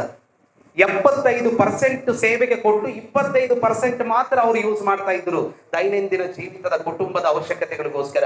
ಇನ್ನು 75% ದಿನ 100 ರೂಪಾಯಿ ದುಡಿದ್ರೆ 75 ರೂಪಾಯಿ ಆತನಿಗೆ ಪೌಲನಿಗೆ ಕೊಟ್ಬಿಡ್ತಾ ಇದ್ರು. ಅಷ್ಟು ಸೇವೆಗೆ ಅವರು ಸಪೋರ್ಟಿವ್ ಆಗಿದ್ರು. ಇವತ್ತು ನಾನು ಕೇಳ್ತೀನಿ, 75% ಅಲ್ಲ, ಇವತ್ತು 10% ಕೊಡ್ಲಿಕ್ಕೂ ಕೂಡ ವಿಶ್ವಾಸಿಗಳು ಮುಂದೆ ಬರಲ್ಲ. ಯಾಕಂದ್ರೆ ಅವರಿಗೆ ಭಾರ ಇಲ್ಲ ರೀ. ನಾನು ನಮ್ಮೂರ ಬಗ್ಗೆ ಮಾತಾಡ್ತಾ ಇದ್ದೀನಿ, ನೀವು ಕೊಡುವಂತವರು ಧನ್ಯವಾದಗಳು. ನಮ್ಮ ಸೇಡಮಲ್ಲಿ ಯಾವ ರೀತಿಯಾಗಿ ಅಂದ್ರೆ ಅವ್ರು ಎಷ್ಟೆಲ್ಲಾ ದುಡಿಲಿ, ಅಟ್ಲೀಸ್ಟ್ ಇಲ್ಲಿ ಬಂದ್ರೆ ನೀವು ಪ್ರೈಸ್ ಲಾರ್ಡ್ ಅನ್ನ ಹೇಳ್ತೀರಿ, ನಾವು ಗಾಡಿ ಎಕ್ಕೊಂಡು ಹೋಗಿ ಅವ್ರ ಮನೆಗೆ ಹೋದ್ರು ಕೂಡ ಪ್ರೈಸ್ ಲಾರ್ಡ್ ಕೂಡ ಹೇಳೋದಿಲ್ಲ. ಅಂತ ಕಠಿಣ ಜನ, ಯಾಕಂದ್ರೆ ಅದು ಕಲ್ಲಿನ ನೆಲ ಅಂತ ಕರೀತಾರೆ. ಆ ಹೃದಯ ಕೂಡ ಹಂಗೆ ಆಗ್ಬಿಟ್ಟಿದೆಯೇನೋ. ಅದಕ್ಕಾಗಿ ಪ್ರಾರ್ಥಿಸ್ರಿ, ಅವರು ಕೂಡ ದೇವರ ಸೇವೆಗಾಗಿ ಭಾರವನ್ನು ಹೊತ್ತುಕೊಳ್ಳುವಂತವರಾಗಲಿ. ನಾನು ಅನ್ಕೊಳ್ತೀನಿ, ಇಲ್ಲಿ ಅಂತವರಿಲ್ಲ. ದೇವರ ಸೇವೆಗಾಗಿ ಕೈ ಚಾಚಿ ಕೊಡುವಂತವರು, ದಶಮ ಭಾಗಗಳನ್ನ ಕೊಡುವಂತವರು, ಕಾಣಿಕೆಗಳನ್ನ ಕೊಡುವಂತವರು, ವಿಶೇಷವಾಗಿ ಜಾಗಕ್ಕಾಗಿ ಕಾಣಿಕೆಗಳನ್ನ ಕೊಡುವಂತವರು, ದೇವರ ಸೇವೆಗಾಗಿ 75 ಅಲ್ಲ 100ರಷ್ಟಾದ್ರೂ ಕೂಡ ನಾನು ಕೊಡ್ತೇನೆ ಅಂತ ಹೇಳಿ ಮುಂದಕ್ಕೆ ಬರುವಂತವರು ನೀವಾಗಿದ್ದೀರಿ. ನಿಮಗೋಸ್ಕರ ನಾನು ಸ್ತೋತ್ರ ಮಾಡ್ತಾ ಇದ್ದೇನೆ. ಹಲ್ಲೆಲೂಯಾ. ಕೊಡ್ತೀರಲ್ವಾ? ಹಲ್ಲೆಲೂಯಾ. ಏನಪ್ಪಾ ಇವ್ರು ಸೇರಮಿಂದ ಬಂದು ಇವರು ಕೂಡ ಕೊಡ್ತೀರಿ, ಕೊಡ್ರಿ ಅಂತಾರೆ. ನೋ ನೋ ನೋ ನೋ, ಅದನ್ನ ನಾವು ಕಿತ್ತುಕೊಳ್ಳುವುದಕ್ಕಲ್ಲ ರೀ. ಇದು ದೇವರ ಸೇವೆಗಾಗಿ ಸಹಾಯ ಅಷ್ಟೇ. ಇದು ದೇವರ ರಾಜ್ಯದ ಅಭಿವೃದ್ಧಿಗಷ್ಟೇ. ನೀನು ಕೊಡುವಾಗ ನಿನ್ನ ಕುಟುಂಬ ಅಭಿವೃದ್ಧಿ ಆಗುತ್ತೆ, ನೀನು ಕೈ ಹಾಕುವಾಗ ನಿನ್ನ ಕೈ ದೇವರಿಗಾಗಿ ವಿಸ್ತಾರಗೊಳ್ಳುತ್ತೆ ಅಂತ ನಾನು ಹೇಳಿಕ್ಕೆ ಇಷ್ಟಪಡ್ತೀನಿ. ಆದ್ದರಿಂದ ಅಕ್ವಿಲ್ಲ ಪ್ರಿಸ್ಕಿಲ್ಲ ಯಾವ ರೀತಿಯಾಗಿ ಪೌಲನಿಗೆ ನೆರವಾಗಿ ನಿಂತಿದ್ರು, ಇವತ್ತಿಲ್ಲಿ ಕೂತಿರುವಂತ ನಾವು ಎಲ್ಲರೂ ಕೂಡ ಸೇವಕರಿಗೆ ನೆರವಾಗಿ ನಿಂತುಕೊಳ್ಳೋಣ. ಆಗಲೇ ನಾವು ಎಲ್ಲಿ ರೆಸ್ಪೆಕ್ಟ್ ಅನ್ನ ಬಯಸ್ತೇವೋ ಅಲ್ಲಿ ರೆಸ್ಪೆಕ್ಟ್ ಅನ್ನ ದೇವರು ನಮಗೆ ಕೊಡುವಾತನಾಗಿದ್ದಾನೆ. ಆದ್ರೆ ಅನನೀಯ ಸಫರಿಯ ಪ್ರಾಣದ ಬಗ್ಗೆ ಆಲೋಚನೆ ಮಾಡಿ ಪ್ರಾಣನೇ ಕಳ್ಕೊಂಡ್ಬಿಟ್ರು. ಈ ದಂಪತಿಗಳು ಬೇರೆ, ಈ ದಂಪತಿಗಳು ಬೇರೆ. ಅನನೀಯ ಸಫರಿಯ ಏನ್ ಮಾಡಿದ್ರು ಅಂದ್ರೆ, ಅಲ್ಲಿರುವಂತ ಎಲ್ಲಾ ಅಪೊಸ್ತಲರು ತಮಗಿದ್ದಂತ ಆಸ್ತಿಯನ್ನ ಮಾರಿ ಅಪೊಸ್ತಲರ ಪಾದಗಳ ಕೆಳಗೆ ಇಟ್ರೆ ಇವ್ರೇನ್ ಮಾಡಿದ್ರು, ಇಷ್ಟು ಅಮೌಂಟ, ಹಲೋ, ಇಷ್ಟು ಹೊಲ ಬಂದ್ಮೇಲೆ ಇಷ್ಟು ಅಮೌಂಟ ಅವ್ರಿಗೆ ಕೊಡ್ಬೇಕಾ, ಪಾಸ್ಟ್ರಿಗೆ ಕೊಡ್ಬೇಕಾ?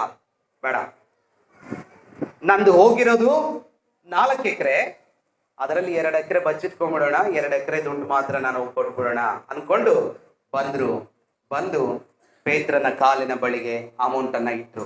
ಅಮೌಂಟ್ ಇಟ್ಟ ತಕ್ಷಣನೇ ಪೇತ್ರನಿಗೆ ಪವಿತ್ರಾತ್ಮ ಹೇಳಿದ್ರು, ಇದು ಕಡಿಮೆನೇ ಇದೆ. ಅವರು ಮಾರಿದ್ದು 4 ಎಕರೆ, ತಂದಿರೋದು 2 ಎಕರೆ. ಆಗ ಪೇತ್ರ ಹೇಳ್ತಾನೆ, ಇಷ್ಟೇ ಹಣಕ್ಕ ನೀವು ಮಾರಿದ್ದು? ಧಾರಾಳವಾಗಿ ಹೇಳ್ತಾರೆ. ಸುಳ್ಳು ಹೇಳೋದು ಎಷ್ಟು ಚೆನ್ನಾಗಿ ಹೇಳ್ತಾರೆ ಅಂದ್ರೆ ಅದು ಸತ್ಯನೇನೋ ಅಂತ ಹೇಳಿ ಅನ್ಕೊಂಡ್ಬಿಡ್ಬೇಕು, ಆ ತರ ಸುಳ್ಳು ಹೇಳ್ತಾ ಇದ್ದಾರೆ. ಹೌದ್ರಿ, ಇಷ್ಟಕ್ಕೆ ಮಾರಿದ್ದೀವಿ ನಾವು. ಎಷ್ಟಕ್ಕೆ? ಇಷ್ಟಕ್ಕೆ 2 ಎಕರೆ ಮಾರಿ, ಇಷ್ಟ ಬಂದಂತೆ ತಗೊಳ್ಳಿ ಅಂತ ಇದ್ದಾರೆ. ಆಗ ಪೇತ್ರ ಹೇಳ್ತಾ ಇದ್ದಾನೆ, ದೇವರನ್ನ ಯಾಕೆ ದೂಷಿಸಬೇಕಂದಿದ್ದಿ? ಒಂದು ಕ್ಷಣ ರೀ, ಅಷ್ಟೇ ಸತ್ತೋಗ್ಬಿಡ್ತಾರೆ. ಬಹಳ ಚೆನ್ನಾಗಿದೆ ನೋಡ್ರಿ, ಅಪೊಸ್ತಲರ ಕೃತ್ಯಗಳ 5ನೇ ಅಧ್ಯಾಯದಲ್ಲಿ ಆ ಅಪೊಸ್ತಲರು ಯಾವಾಗ ಆ ವ್ಯಕ್ತಿ ಸತ್ತೋದ್ನೋ, ಮತ್ತೆ ಯೌವನಸ್ಥರು ಬಂದು ಆತನನ್ನು ಒತ್ಕೊಂಡು ಹೋಗ್ತಾ ಇದ್ದಾರೆ. ನಾನು ಒತ್ಕೊಳ್ಳೋದ್ರ ಬಗ್ಗೆ ಮಾತಾಡ್ತಾ ಇದ್ದೀನಿ, ಅದಕ್ಕೆ ನಾನು ಹೇಳ್ತಾ ಇದ್ದೀನಿ. ಯಾಕೆ ಒಂದಲ್ಲ ಒಂದು ದಿನ 4 ಜನ ನನ್ನನ್ನು ನಿನ್ನನ್ನು ಹೊರಲೇಬೇಕು. ಒಂದಲ್ಲ ಒಂದು ದಿನ 4 ಜನ, ಮುಂದೆ 2 ಹಿಂದೆ 2 ಒತ್ಕೊಂಡು ಹೋಗ್ಲೇಬೇಕು. ಒತ್ಕೊಂಡು ಹೋಗೋಕ್ಕಿಂತ ಮುಂಚೆ ದೇವರ ಸೇವೆಯನ್ನು ಒತ್ಕೊಳ್ಳೋಣ. ಒತ್ಕೊಂಡು ಹೋಗೋಕ್ಕಿಂತ ಮುಂಚೆ, ಆ ಮಣ್ಣಿಗೆ ಹೋಗಿ ನಮ್ಮನ್ನು ಇಡೋಕ್ಕಿಂತ ಮುಂಚೆ ದೇವರ ಸೇವೆಯನ್ನು ಒತ್ಕೊಂಡು, ನಾನು ಕೂಡ ಅಕ್ವಿಲ್ಲ ಪ್ರಿಸ್ಕಿಲ್ಲಲಾಗೆ ಏನಾದ್ರೂ ಸಭೆ ಕೆಲಸ ಕಾರ್ಯಗಳನ್ನು ಒತ್ಕೊಳ್ತೀನಿ. ಅದಿಲ್ವಾ, ನಾನು ಅದು ತರ್ತೀನಿ ಅಂತ ಒತ್ಕೊಳ್ರಿ. ಹಿಂದೆ ಜಾಗಕ್ಕೆ ಬುನಾದಿಗೆ ಹಾಕ್ಬೇಕಾ, ನಾನು ಕಲ್ ತರ್ತೀನಿ ಅಂತ ಒತ್ಕೊಳ್ರಿ. ಸಿಮೆಂಟ್ ತರ್ತೀನಿ ಅಂತ ಒತ್ಕೊಳ್ರಿ. ಮಣ್ಣು ಹಾಕ್ಸ್ತೀನಿ ಅಂತ ಒತ್ಕೊಳ್ರಿ. ಯಾನು ಕಾಡ್ಗಲ್ಲ ಹಾಕ್ತೀನಿ ಅಂತ ಒತ್ಕೊಳ್ರಿ. ಯಾವ್ದಾದ್ರೂ ಸೇವೆನ ಒತ್ಕೊಳ್ರಿ. ಯಾಕಂದ್ರೆ ಮುಂದೆ ನಾವು ಸತ್ತೋದ್ಮೇಲೆ ನಮ್ಮನ್ನು ಕೂಡ 4 ಜನ ಒತ್ಕೊಂಡು ಹೋಗ್ಬಿಡ್ತಾರೆ. ಆ ಒತ್ಕೊಂಡು ಹೋಗೋದಕ್ಕಿಂತ ಮುಂಚೆ ದೇವರ ಸೇವೆನ ಒತ್ಕೊಂಡು ಹೋಗ್ಬಿಟ್ರೆ ದಟ್ಸಾಲ್ರಿ, ನಮ್ಮನ್ನ ಎಷ್ಟು ಜನ, 4 ಜನ ಅಲ್ಲ 10 ಜನ ಒತ್ಕೊಳ್ಳೋಕ್ಕೂ ಮುಂದೆ ಬರ್ತಾರೆ. ಬಿಕಾಸ್ ನಾವು ದೇವರ ಸೇವೆಯನ್ನು ಒತ್ಕೊಂಡಿರೋರು. ಮೊನ್ನೆ ನೋಡ್ರಿ, ಸಂಪತ್ತಯ್ಯವರು ಒತ್ಕೊಂಡು ಹೋದ್ರು. ಒತ್ಕೊಳ್ಳೋಕ್ಕೂ 2 ಸೆಕೆಂಡ್ ಕೂಡ ಸಾಕಾಗ್ತಾ ಇಲ್ಲ. ಬಂದು ಆತನನ್ನು ಒತ್ಕೊಳ್ಳಿಕ್ಕೆ ಪ್ರಯಾಸ ಮಾಡ್ತಾ ಇದ್ದಾರೆ. ಯಾಕಂದ್ರೆ ಎಲ್ಲ ವಿಶ್ವಾಸಿಗಳ ಭಾರವನ್ನು ಒತ್ತಂತ ಸೇವಕರವರು. ಅಂತ ಸೇವಕರು ಇಲ್ಲಿ ಕೂಡ ಇದ್ದಾರೆ. ಆದ್ದರಿಂದ ನಮ್ಮನ್ನು ಕೂಡ ಹೊರುವ ಕಾಲ ಬರುತ್ತೆ. ಆ ಹೊರುವ ಕಾಲದಲ್ಲಿ ಬಂದಾಗ ನಮ್ಮನ್ನು ಒತ್ಕೊಳ್ಳಿಕ್ಕೆ ಒಬ್ಬರಿಗೆ ಸಮಯನೂ ಸಾಕಾಗ್ಬಾರ್ದು, ಅಷ್ಟು ಒತ್ಕೊಳ್ಳಕ್ ಮುಂದೆ ಬರ್ಬೇಕು ಜನ. ಆ ತರ ನಾವು ಬದುಕ್ಬೇಕು. ಆ ತರ ಬದುಕಿದ್ರೆ ಖಂಡಿತವಾಗ್ಲೂ ಆತನ ಮಹಿಮೆಗಾಗಿ ನಾವು ಜೀವಿಸುವಂತವರಾಗ್ತೇವೆ. ಏಸನ್ನ ಅಂತ ಗೊತ್ತಿದೇನೋ ನಿಮಗೆ? ಊಹ ಕಂದನಿ ಪ್ರೇಮನೋನ ಭಾವಮೇ ನೀವು ಹಾಡು ಹೇಳಿದ್ರಲ್ಲ. ಅವರು ಜಾನ್ ವೆಸ್ಲಿ ಅವರ ಫಾದರ್, ಅಂದ್ರೆ ಆ ಸ್ಪಿರಿಚುವಲ್ ಫಾದರ್, ಅವರು ಒಬ್ಬರ ಮನೆಗೆ ಹೋಗಿ ಊಟ ಮಾಡ್ತಾ ಇದ್ರೆ, ಇವನು ಬರೀ ಅವ್ರವ್ರ ಮನೆಗೆ ಬಂದು ಊಟ ಮಾಡ್ತಾನೆ, ಪ್ರಾರ್ಥನೆ ಮಾಡ್ತಾನೆ ಅಂತ ಹೇಳಿ ಆತ ಕ್ಯಾಕ್ರಿಸಿ ಉಗುಳಿಸ್ತಾನ್ರಿ. ಆ ಉಗುಳಿನ ಆ ಇಂಚಲು ಸೀದಾ ತಟ್ಟೆಗೆ ಬೀಳುತ್ತೆ. ಏಸನ್ನ ಅವರು ಅದನ್ನು ತೆಗೆದಾಕದೆ ಹಂಗೆ ಕಲ್ಸ್ಕೊಂಡು ತಿಂದ್ಬಿಡ್ತಾರೆ. ಹಂಗೆ ಕಲ್ಸ್ಕೊಂಡು ತಿಂದಾಗ ಆತನಿಗೆ ಅನ್ಸತಿ, ಏನಪ್ಪಾ ನಾನು ಉಗುಳಿದ್ರು ಕೂಡ ಆ ತಟ್ಟೆಯನ್ನ ಹಂಗೆ ತಿಂದ್ಬಿಟ್ಟಲ್ಲ, ಈ ವ್ಯಕ್ತಿ ದೇವರ ಮನುಷ್ಯನು ಅಂತ ಹೇಳಿ. ನೆಕ್ಸ್ಟ್ ಇವ್ರು ಬಂದಿದ್ದು ಮನೆಗೆ ಬುಧವಾರ. ಆಮೇಲೆ ಈ ಹೆಂಡತಿಗೆ ಹೇಳ್ತಾನಂತೆ, ಈ ವಾರ ಚರ್ಚ್ ಹೋಗ್ಬೇಕಾದ್ರೆ ನನ್ನನ್ನು ಕೂಡ ಕರ್ಕೊಂಡು ಹೋಗು ಅಂತ. ಆಮೇಲೆ ಕರ್ಕೊಂಡು ಹೋಗು ಅಂತ ಅಂದಿದ್ದಾನೆ. ಬಾ ಹೋಗೋಣ ಅಂತಂದ್ರೆ 2 ಮೂಟೆ ಅಕ್ಕಿ ಚೀಲ ಹೊತ್ಕೊಂಡ್ ಬರ್ತಾ ಇದ್ದಾನಂತೆ. ಯಾಕ್ರಿ ಅಕ್ಕಿ ಚೀಲ ಹೊತ್ಕೊಂಡ್ ಬರ್ತಾ ಇದ್ದೀರಿ ಅಂದ್ರೆ, ಪಾಸ್ಟ್ರು ತಟ್ಟೆಗೆ ನಾನು 2 ಸಾರಿ ಉಗುಳಿದ್ದೀನಿ, ಅದಕ್ಕೆ 2 ಕ್ವಿಂಟಲ್ ದೇವರಿಗೆ ಆಗಿ ಅಕ್ಕಿ ಕೊಡ್ಲಿಕ್ಕೆ ಇದ್ದೀನಿ. ದೇವರನ್ನ ನನ್ನ ಮಾರ್ಪಡಿಸ್ಬೇಕು. ಹಲ್ಲೆಲೂಯಾ. ಆಗ ಏಸನ್ನ ಮುಂದೆ ಬಂದು, ಅಯ್ಯೋ ನನ್ನನ್ನು ಕ್ಷಮಿಸ್ಬಿಡ್ರಿ, ನಾನು 2 ಸಾರಿ ನಿಮ್ಮ ಹತ್ರ ಉಗುಳ್ಬಿಟ್ಟು ತಪ್ಪು ಮಾಡಿಬಿಟ್ಟೆ, ನನ್ನನ್ನು ದಯವಿಟ್ಟು ಕ್ಷಮಿಸ್ಬಿಡ್ರಿ, ಅದಕ್ಕಾಗಿ ನಾನು 2 ಚೀಲ ಅಕ್ಕಿ ತಂದಿದ್ದೀನಿ ಅಂತ. ಏಸನ್ನ ಅಂತಿದ್ ಮಾತು ಗೊತ್ತಾ? ನೀನು ಇನ್ನೊಂದ್ಸಾರಿ ಉಗುಳಿದ್ರು ಕೂಡ ಚೆನ್ನಾಗಿರ್ತದೆ, ಈಗ 3 ಚೀಲ ಅಕ್ಕಿ ಆದ್ರೂ ಬರ್ತಾ ಇತ್ತು ಅಂತ. ಸೇವಕರಿಗೆ ಉಗುಳೋದು ಅನ್ನೋದು ಕಾಮನ್ ರೀ. ದೇವರ ಸೇವಕರಿಗೆ ಉಗುಳುವಿಕೆ ಕಾಮನ್. ಬಿಕಾಸ್ ಯೇಸು ಸ್ವಾಮಿನೇ ಉಗುಳಿದಾರೆ. ನಾವೆಲ್ಲ ಯಾವ ಲೆಕ್ಕ? ನಮ್ಮನ್ನು ಕೂಡ ತೂ ಅಂತ ಉಗಿತಾರೆ. ಎಷ್ಟೋ ಕೆಜಿ ಆಗಿತ್ತು ಉಗುಳು ಯೇಸು ಸ್ವಾಮಿ ಮೇಲೆ ಉಗುಳಿದ್ದು ಅಂತ ಹೇಳ್ತಾರೆ. ಯಾಕೆ ಗೊತ್ತಾ? ಆತ ಸಹಿಸ್ಕೊಂಡಿದ್ದು ನನಗೋಸ್ಕರ ನಿನಗೋಸ್ಕರ ಪಾಪದ ಶಿಲುಬೆಯನ್ನು ಹೊತ್ಕೊಂಡು ಹೋಗ್ತಾ ಇದ್ದಾನೆ. ಇವರು ಕೂಡ ನೀವು ಹೊಗಳಿದ್ರು, ನೀವು ಬೈದ್ರು, ನೀವು ಏನ್ ಆಡ್ಕೊಂಡ್ರು ಕೂಡ ನಂಗೆ ನಿಮ್ ಮಧ್ಯದಲ್ಲಿ ಪ್ರೀತಿಯಿಂದ ಚಲಿಸ್ತಾ ಇದ್ದಾರೆ. ಕಾರಣ ಏನ್ ಗೊತ್ತಾ? ನಿಮ್ ಭಾರನ ಹೊತ್ಕೊಂಡಿದ್ದಾರೆ. ದೇವರ ಸೇವೆ ಭಾರನ ಹೊತ್ಕೊಂಡಿದ್ದಾರೆ. ರಾಷ್ಟ್ರದ ಸೇವೆಯ ಭಾರದ ಹೊತ್ಕೊಂಡಿದ್ದಾರೆ. ಆದ್ದರಿಂದ ನಾನು ಹೇಳ್ತಾ ಇದ್ದೀನಿ, ನೀವು ಕೂಡ ಸೇವೆಯ ಭಾರವನ್ನು ಹೊತ್ಕೊಳ್ರಿ. ಹೊತ್ಕೊಂಡು ಹೋಗುವಾಗ ನಿಮ್ಮನ್ನು ಹೋಗಿದ್ದಾರೆ. ನಾವು ಕೂಡ ಅಲ್ಲಿ ಕುತ್ಕೊಂಡಾಗ ಹಂಗೆ ಅನ್ಕೊಳ್ತಾ ಇದ್ವಿ, ಏನೆಲ್ಲ ಹಾಗೆ ಹೀಗೆ ಅಂತ. ದೇವರ ಸೇವೆ ಫೀಲ್ಡ್ ಇಳಿದಾಗ್ಲೇ ಪಾಸ್ಟರ್ ಆಗಿ ಏನ್ ಅನುಭವಿಸ್ಬೇಕಂತ ಗೊತ್ತಾಗ್ತಾ ಇದೆ. ಆದ್ದರಿಂದ ಯಾವತ್ತಿಗೂ ಯಾವ ವಿರೋಧ ಮಾತಾಡದೆ ನೇರವಾಗಿ ಕರ್ತನನ್ನ ದೃಷ್ಟಿಸಿ ನಾವು ಹೋಗೋಣ. ಕರ್ತನು ತಾನೇ ನಮ್ಮ ಭಾರವನ್ನ ಹೊರುವುದಕ್ಕೆ ಆತನು ಶಕ್ತನಾಗಿದ್ದಾನೆ. ಯೆಹೋಶುವನ ಪುಸ್ತಕದಲ್ಲೂ ಕೂಡ ಯೆಹೋಶುವನು ಆ ಯೋರ್ದಾನ್ ಹೊಳೆಯನ್ನ ದಾಟುತ್ತಾ ಇರುವಾಗ ಆತನ ಮುಂದೆ ಕೆಲವರು ಮಂಜೂಷದ ಪೆಟ್ಟಿಗೆಯನ್ನು ಹೊತ್ತುಕೊಂಡು ಹೋಗ್ತಾ ಇದ್ದಾರೆ. ಮಂಜೂಷದ ಪೆಟ್ಟಿಗೆಯನ್ನು ಹೊತ್ಕೊಂಡು ಹೋಗುವಂತವರ ಅವರ ಕಾಲುಗಳು ಯಾವಾಗ ಯೋರ್ದಾನ್ ಹೊಳೆಯಲ್ಲಿ ಇಟ್ಬಿಟ್ರೋ, ಆ ಯೋರ್ದಾನ್ ಹೊಳೆ ಹಾಗೆ ಭಾಗವಾಯಿತು. ಆ ಯೋರ್ದಾನ್ ಹೊಳೆಯಲ್ಲೇ ದೇವರು ಹಾಗೆ ಅವರನ್ನ ನಡೆಸುವಂತೆ ಸಾಧ್ಯ ಮಾಡಿಬಿಟ್ರು. ಯಾವಾಗ ದೇವರ ಸೇವೆ ಹೊಂದ್ಕೊಳ್ತಿರೋ ನಿನ್ ಮುಂದೆ ನದಿ ಬರುತ್ತೆ, ನಿನ್ ಮುಂದೆ ಬೆಂಕಿ ಬರುತ್ತೆ. ನದಿಗಳು ನಿನ್ನನ್ನು ಮುಳುಗಿಸೋದಿಲ್ಲ, ಬೆಂಕಿ ನಿನ್ನನ್ನು ಸುಡುವಂತೆ ಆಗೋದಿಲ್ಲ. ದೇವರ ಸೇವೆ ಹೊತ್ಕೊಂಡು ಹೋಗು, ನೀನು ಮುಳುಗೋದೇ ಇಲ್ಲ, ನೀನ್ ಸುಟ್ಟೋಗೋದೇ ಇಲ್ಲ. ನೀನ್ ಅನ್ಕೊಳ್ತಾ ಇದೀಯ ದೇವರ ಸೇವೆಗೆ ಹೋಗ್ಬಿಟ್ರೆ ನಾನು ಹಿಂಗಾಗ್ಬಿಡ್ತೀನಿ, ನಾನು ಹಂಗಾಗ್ಬಿಡ್ತೀನಿ. No no brother, no sister. ದೇವರ ಸೇವೆ ಹೊತ್ಕೊಂಡ್ರೆ ದೇವರ ವಾಕ್ಯ ಹೇಳುತ್ತೆ, ನದಿಗಳನ್ನ ದಾಟುವಾಗಲೂ ನಾನು ಮುಳುಗೋದಿಲ್ಲ, ಅಗ್ನಿಯಲ್ಲಿ ನಡೆಯುವಾಗಲೂ ನಾನು ಸುಡೋದಿಲ್ಲ. ಕರ್ತನು ನನ್ನನ್ನು ನಡೆಸುವುದಕ್ಕೆ ಶಕ್ತನಾದ ದೇವರೊಬ್ಬರಿದ್ದಾನೆ. ಆತನ ನನ್ನ ಮುಳುಗೋದಕ್ಕೆ ಬಿಡೋದಿಲ್ಲ, ಆತನು ನನ್ನನ್ನು ಸುಡೋದಕ್ಕೆ ಬಿಡೋದಿಲ್ಲ. ದಾನಿಯೇಲನನ್ನ ಸಿಂಹದ ಗವಿಯನ್ನು ಹಾಕಿದ್ದಾಗಲೂ ಆತನಿಗೆ ಒಂದೇ ಭಾರ, ಸೇವೆಯ ಭಾರ. ಆದ್ದರಿಂದ ಸಿಂಹದ ಬಾಯಿನೇ ದೇವರು ಕಟ್ಟಿಬಿಟ್ರು. ಅದಕ್ಕೆ ನೋಡ್ರಿ, ಅದಕ್ಕೆ ಎಷ್ಟು ಮಾತಾಡದವರೆಲ್ಲ ಹಿಂದೆ ಉಳಿತಾರೆ, ಮುಂದೆ ಬಂದು ಗರ್ಜಿಸೋದು ಮಾತ್ರ ಪಾಸ್ಟರ್ಗಳೇ, ಸೇವಕರೇ. ಆ ಸಿಂಹದ ಬಾಯಿಗಳನ್ನೆಲ್ಲ ಕಟ್ಟಿಬಿಟ್ಟಿರ್ತಾನೆ ಹಿಂದೆ ದೇವರು. ಇವತ್ತು ನನಗೂ ನಿನಗೂ ವಿರೋಧವಾಗಿ ನಮ್ಮ ಸಂಬಂಧಿಕರೇ ಆಗಲಿ, ಯಾರೇ ಆಗಲಿ, ಮಾಟ ಮಂತ್ರಗಳು ಅವು ಇವು ಏನು ಮಾಡಿಸಿದ್ರು ಚಿಂತೆ ಮಾಡಬೇಡ್ರಿ. ಅವುಗಳ ಮಧ್ಯದಲ್ಲೇ ಹೋಗಿ ಮಲಗುವಂತೆ ದೇವರು ನಿಮ್ಮನ್ನ ಬಲಪಡಿಸ್ತಾನೆ.